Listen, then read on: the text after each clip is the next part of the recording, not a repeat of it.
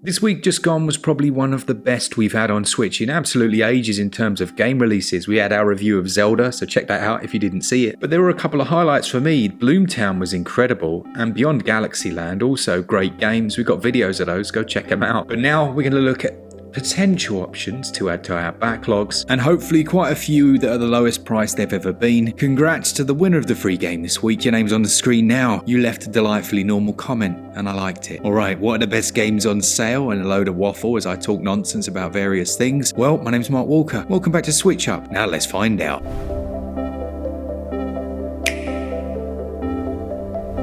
First up, we've got Hyperion Chronicles 100 Heroes, which has had a few patches since it came out, but is a brilliant JRPG that essentially has you recruiting up to 100 different people to fight for your army. It's really well written, it's very funny, but when it launched on Switch, as I have said so many times, it was just a state. Performance was really bad. They've been working on it quite a lot. It's had a number of content patches, revisions to gameplay, slight tweaks. They've even been working on the localization, which was an issue for some people. So at 35% off, that's the cheapest it's ever been since it launched. That's certainly a good price. And the sale for Hyperion Chronicles goes on until October the 3rd. If you are interested in that full review, go check that out. I'll try and pop a link in the top description if I actually remember. I know what I'm like, I'll probably forget, in which case you may have to type some buttons into YouTube. Next up, we've got Ace Combat 7, the deluxe edition, which launched on Switch. It was my first experience with Ace Combat 7. It had been out previously, and it was a bit of a surprise release on Switch because, well, it's just a bit late in the day, isn't it? Now, we've said that a few times with a few recent releases, and it has to, let's be honest, if you were behind the scenes and Nintendo told you that the next hardware was backwards compatible, you would suddenly start to do things like that, wouldn't you? We saw, obviously, the full porting of the Frostbite engine for FIFA. It's a massive indication, in my opinion, that they know that the next system's backwards compatible, and Nintendo have essentially said, crack on, do what you want to do because it's going to work on the next platform anyway. But regardless of my speculation, Ace Combat 7 has a completely bonkers story set in a futuristic version of the Earth, essentially, or an alternate version, that's probably a better way of putting it, with all the country names being exactly like a couple of letters away from what they would be in real life. But I really, really enjoyed it. I thought it was just going to be fly planes for no reason, rinse and repeat, but it was fly planes for a reason. But then you can also customize them. They have a leveling system tied to them, but it runs brilliantly and it handles excellently on Switch. It's just a high effort port, I guess, which is a pleasant surprise in this day and age.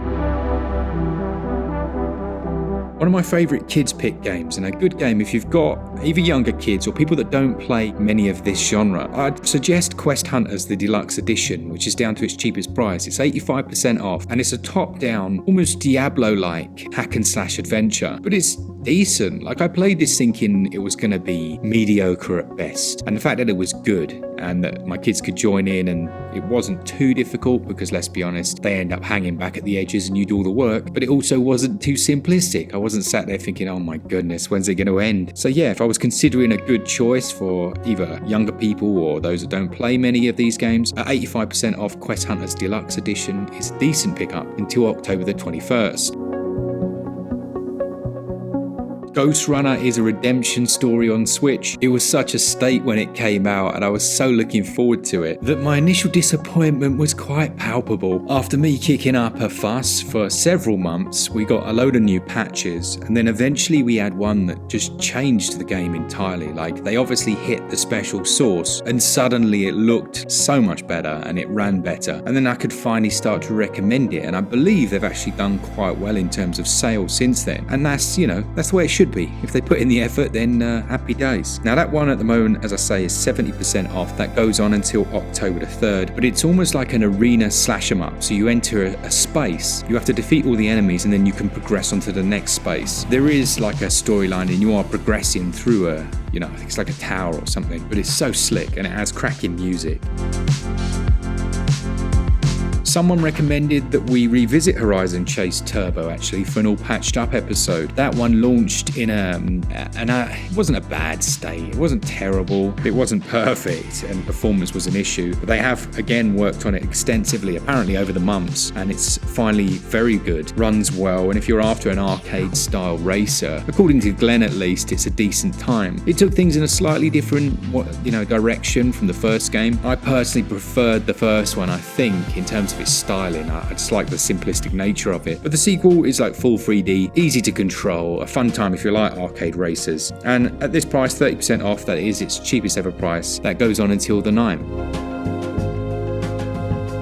With the completely unsurprising news that Hogwarts Legacy has a sequel in the works, they've taken the first game down in price almost on a monthly basis. It's getting cheaper and cheaper. It's now down 70% until October the 7th. And if you like your open world RPGs, like large scale RPGs, and if you're even slightly interested in the world of Harry Potter, then yeah, it's a good choice. Yes, performance on Switch. Look, it's the Switch version. It looks like absolute, I'm trying to think of a nice way of saying it. It doesn't look great, but it does run okay. Okay enough at least to enjoy the game in docked and handheld, but obviously if you have any other way of playing it, that would be preferable. It's one that we've revisited a few times in our all patched up series, so you can get a good idea of where it's at right now if you want to, but it's a very reasonable price in terms of the amount of content you're getting. If you want to just go around flying about, carrying out different missions and stuff, not a bad time at all. That one's 70% off until October the 7th.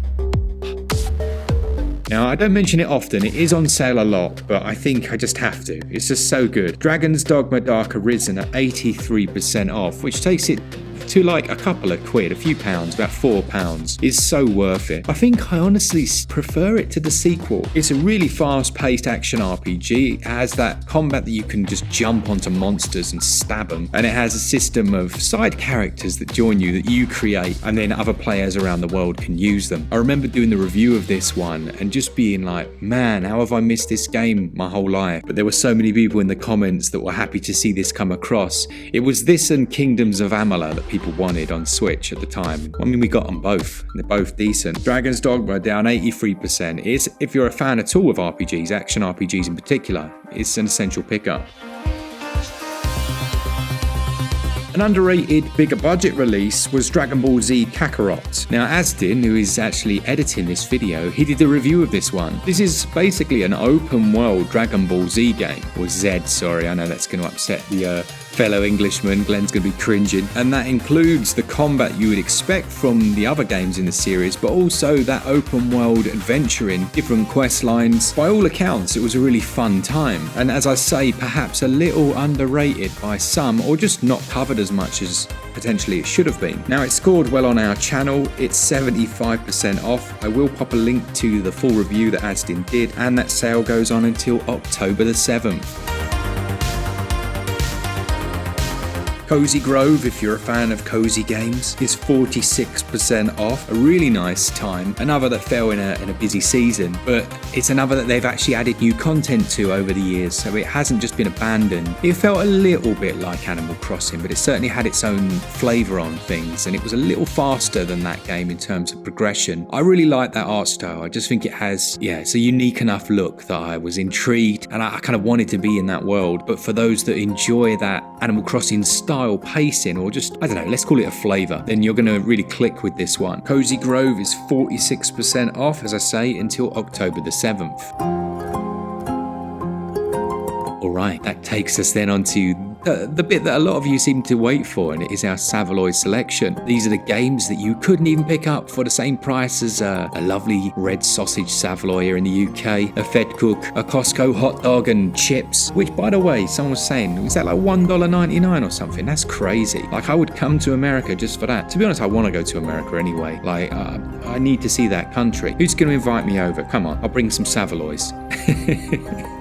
First up, you got one of my favourite games on Switch to this day, and it's Moonlighter. We use the music in this video all the time. That's 11-Bit Studios. They're good friends of ours, and they're a quality team. I'm hoping we'll see more of their games in the future for Switch too. But this one is like a mixture of different elements. You run your own shop, you go on these dungeon runs, there are some quality boss fights. Great game, and at that price, yes please. Deadcraft is a bit of a a gem really at this price. It just launched in a weird place, but I think it's marvelous, and it's essentially like it's like their Harvest Life games. They're farm sims, except that you're growing zombies in the ground and other bits and bobs. There's also combat in here, like a post-apocalyptic world where you're fighting different monsters, going out to gather ingredients. It's not a bad game. I got very, very, very far in this one, actually. Spent a good like 20 hours in it. It just was too expensive at launch, and I just don't think people would have paid the price they were asking. But for a few quid, like, yes please. The Forest Quartet is a lovely adventure game that's dropped, is absolutely plummeted in price. That's actually quite sad to see, because it probably means it didn't do great at launch. But it's down to 89 pence. I mean, they don't even do 99s with flakes anymore in the UK. So 89p. I mean, I don't know what you could get for that. You certainly couldn't get Savoy. Wonder what you could get. Pepperoni? No, it's too expensive.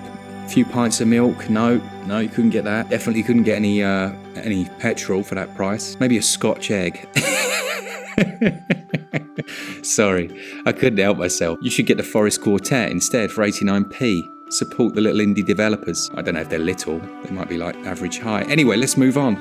You can grab the Dragon Blaze shmup. In fact, you can grab a load of shmups at the moment on stupid prices. This one's down half price to £3.49. And yeah, I'm enjoying my little, but it's not a renaissance of shmups. I've never played them before until this last six months, really. Glen likes them, but I've never really tried them. But man, they have a lot of the same kind of compulsiveness that I'd find in like a Souls-like. That kind of repeated pattern learning. It's quality. The really compulsive new strategy game Flooded is down to its cheapest 90% off. The world gradually shrinks down, as the title suggests, because it's flooding from the sides, and you've basically got to position your buildings in such a way as to be able to maintain life. Yeah, cool game. That's crazy price. Ganryu 2 is down to its cheapest price, I think. This was a good one. Another really enjoyable old school game, I guess, in many ways, but it launched in a terrible way, and it got patched, but no one cared by that state because it was already, the window had passed, as it were. But yeah, for this price, yes please. Sherlock Holmes, finally then, The Devil's Daughter is at a very reasonable price. It's down to £3.89 for like an open world 3D Sherlock Holmes game. Really good value, well worth it for that price. Let me know in the comments what games you've been picking up. What have you been playing? Have you all been on Zelda? And as I said at the start, do check out our review if you're interested in knowing what we think of that one. For all things Switch, all the time, keep it Switch up. Cheers guys. See you.